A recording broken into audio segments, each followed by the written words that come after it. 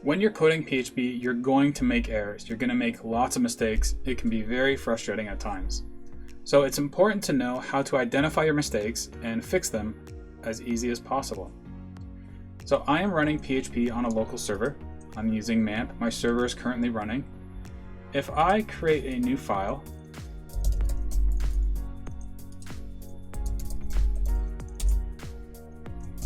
and I add some PHP, and let's say I make a mistake. Okay, maybe I forget to put a closing quote on my echo statement. So if I open up my website and view test.php, I get this message. This page isn't working. Now that's not a very helpful message. So if I want something more helpful, PHP will actually display a lot more details on an error. However, that feature is usually turned off just to help prevent security issues. You don't want people knowing where your files are located and where your errors are. So if I want to turn on PHP errors, if I'm using a local server, I need to find what's called a php.ini file. It's a text file with a whole bunch of settings that determine how the PHP server will work. Now first, it's actually a little tricky to find that file. So to find that file, PHP has a function called php.info. So if I save that and refresh, now PHP just dumps out a whole bunch of server settings. Probably anything I would want to know about how my server is working, it's in here. So I want to find where the ini file is. If I go find php.ini, that's where my file is located. So let's open up that file. So I'm going to go to my MAMP folder. In my bin, in PHP, I'm running PHP 7.3.9 in the configuration folder, and there's my file. So let's open up that file.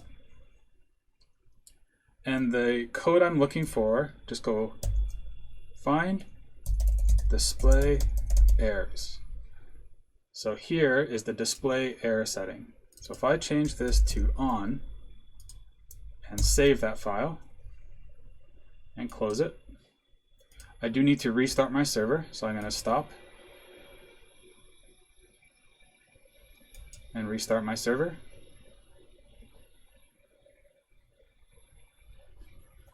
Then let's put my error back in.